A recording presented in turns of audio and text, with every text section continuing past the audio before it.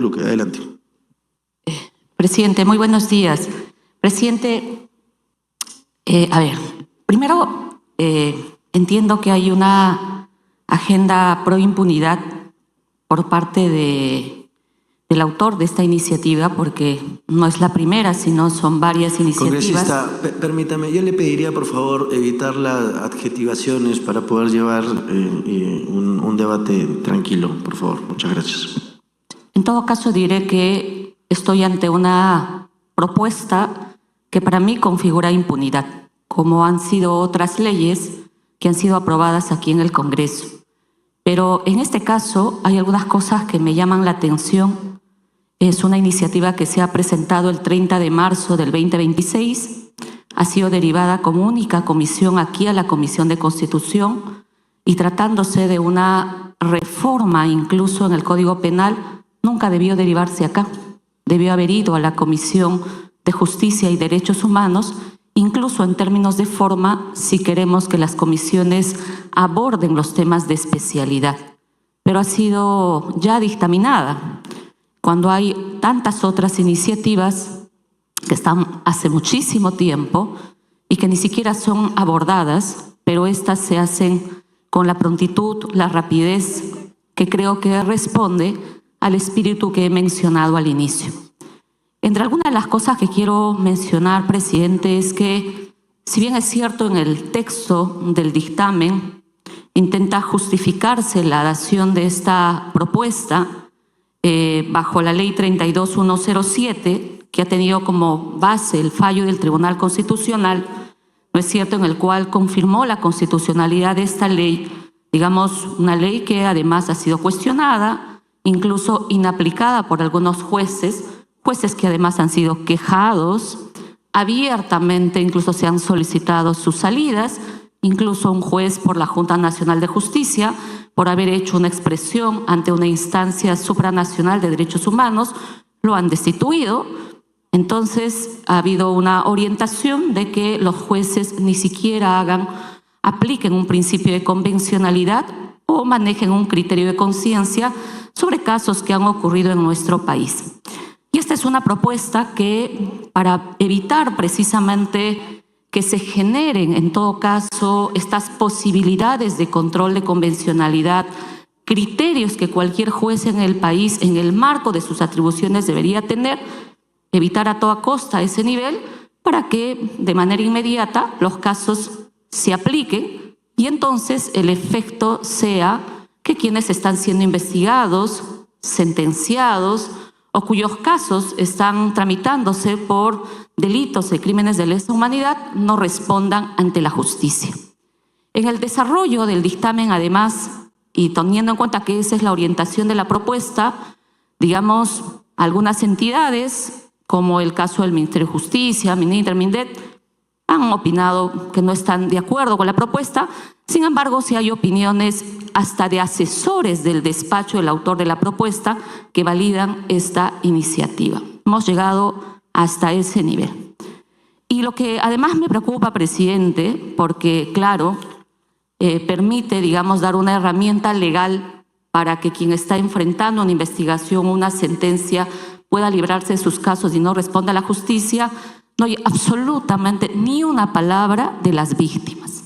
Porque en estos casos que se han tramitado en el país y existen, y son casos determinados, hay víctimas, hay personas que han sido víctimas por estas graves vulneraciones, violaciones a derechos humanos, y que en el marco, pues, de lo que se entiende el sistema internacional, los jueces han venido configurando para evitar que haya un Estado que deje abierta la posibilidad de una puerta de impunidad. Y a esto quiero expresar además otra preocupación que tengo, porque además se está intentando definir lo que significa ataque generalizado o ataque sistemático.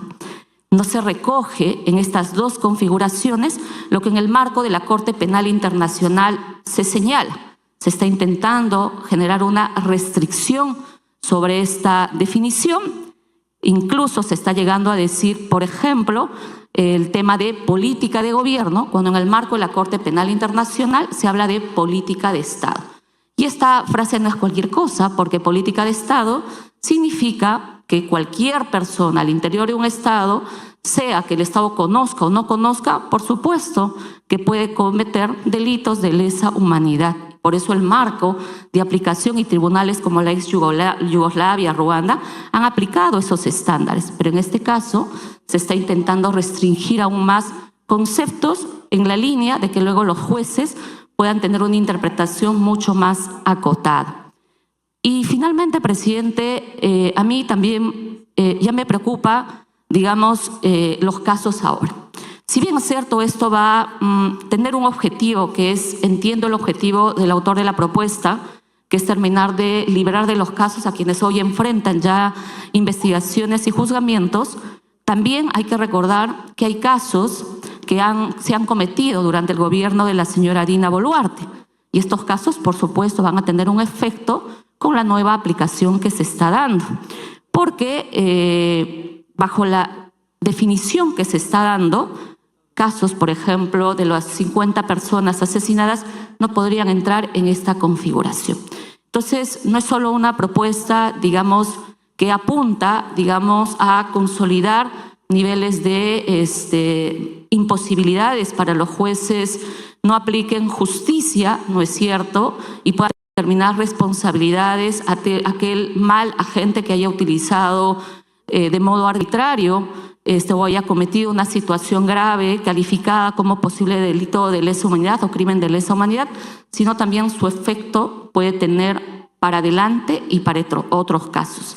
Y lamento sinceramente que una propuesta de esta naturaleza, presidente, se aborde en una comisión de Constitución cuando en esta propuesta debió abordarse en la Comisión de Justicia, incluso por la naturaleza y la especialidad que tiene, pero bueno, ustedes definen dónde van las iniciativas, definen cuáles son las prioridades, y creo que este es un mensaje que consolida lo que muchas veces hemos dicho, que es generar un mensaje de impunidad y de no permitir que las víctimas accedan a justicia. Y aplicarlo de esta manera, basándose sobre una sentencia del Tribunal Constitucional, que seguro ese es uno de los argumentos que se utiliza, no da ningún mensaje para que se esclarezcan temas, no da un mensaje para que las víctimas accedan a verdad, no da ningún mensaje de eso. El mensaje es todo lo contrario. Gracias, congresista. Congresista Ruth Luque. Sí, presidente. Siempre para justificar propuestas de esta naturaleza se recurre de manera insistente al tema del principio de legalidad. Y creo que para aclarar algunos puntos hay que señalar que las organizaciones terroristas, como las que hoy día han mencionado y he hecho mención a algunos casos, si uno revisa de manera detallada las sentencias, los jueces han considerado que se tratan de graves violaciones a derechos humanos. Me parece bien que haya una preocupación por querer regular, establecer de manera más clara, pero si esa es la decisión y la orientación no es la impunidad, entonces el texto debería ser acorde a lo establecido en el artículo 7 del Estatuto de Roma de la Corte Penal Internacional. En el artículo 7 de crímenes de lesa humanidad, no solamente hay un detalle de lo que se entiende crimen de lesa humanidad, además está definido a qué se refiere el tema de ataque hacia una población civil, exterminio, esclavitud, etcétera, y un conjunto de temas donde incluso se habla de políticas de Estado y de distinta naturaleza. Y de hecho, lo señalado en el Estatuto de Roma de la Corte Penal Internacional ha permitido a otros estados, a los casos de Yugoslavia, Ruanda y otros, poder precisamente como estados no dejar que casos graves de vulneraciones, de violaciones a derechos humanos o crímenes de lesa humanidad queden simplemente sin que el Estado responda y no se haga nada, porque precisamente se trata de situaciones que no han solo dañado a una persona, sino han dañado población civil y han dañado, digamos, más allá de un pequeño sector. Y así como aquí se ha hecho mención, digamos, a casos donde Sendero Luminoso, el MRT han sido condenados y están con cadena perpetua sus principales cabecillas, existen también en nuestro país casos que a través de esta propuesta, cuando esto sea ley, se van a beneficiar. En mi región tenemos el caso Cachaui, una matanza que ocurrió en abril de 1990 a cargo de una patrulla del ejército que salió de la zona de Antabamba. En todo su trayecto violaron mujeres, soldados violaron mujeres. Una persona que fue liderada por alias Teniente Negro, llamado Alan Edward Olivari Medina, y además torturaron, asesinaron a muchos campesinos bajo la lógica que se trataban senderistas. Este caso es de una comunidad que está en la zona de Chumbivilcas, que hasta ahora no existe ninguna decisión final, porque a raíz de varias de las leyes que se han dado aquí antes de esta ley, varios de sus procesados han querido aplicar la prescripción, han querido aplicar un beneficio de otra manera, etc. Entonces, no se puede decir simplemente de que, bueno, son casos aislados, son casos que, en fin, se han cometido y que se está intentando dañar a un sector de las Fuerzas Armadas. No es así. Lo que ha sucedido en el país es que han habido malos agentes de las Fuerzas Armadas, de las Fuerzas del Orden y en otros casos fuerzas combinadas que han excedido el marco de su función, porque no estaba en su política violar mujeres. No estaba en su política asesinar niños, como ha sucedido, por ejemplo, en la matanza del Lujmahuayco en septiembre de 1984, donde hubieron más de 10 niños que fueron masacrados y destrozados por fuerzas combinadas. Entonces, si hoy me dicen de que esto, digamos, permite el principio de legalidad, será el principio de legalidad para legalizar la impunidad. Pero de ninguna manera se puede pretender señalar que los casos donde son principalmente víctimas de comunidades campesinas, de comunidades de zonas de extrema pobreza, digamos, no van a ser perjudicadas porque, por supuesto, familias que han estado por tantos años persiguiendo y exigiendo un mínimo de justicia para que determinados agentes respondan, se van a librar con este tema. Entonces, si ustedes quisieran hacer las cosas bien, entonces, por lo menos la redacción que sea de acuerdo a lo que señala el Estatuto de Roma, de la Corte Penal Internacional. Sin embargo, aquí se están introduciendo incluso contenidos y conceptos que no tienen absolutamente nada que ver con el Estatuto de Roma de la Corte Penal Internacional. Se están introduciendo textos, por ejemplo, como política y gobierno. Eso no lo menciona el Estatuto de Roma.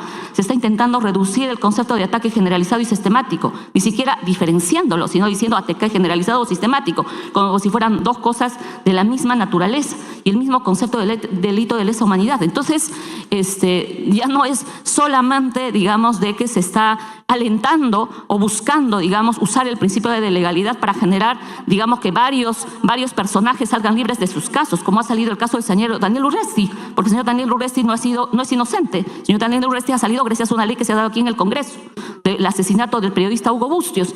Entonces, y con esto es exactamente lo mismo. Va a favorecer a un conjunto de casos que se han cometido entre los años 80 y 2000 y que, por supuesto, van a tener efecto sobre casos que se han perpetrado también en el gobierno de la señora Dina Boluarte, que no son casos aislados, se tratan casos que también han transgredido principios básicos fundamentales. Gracias.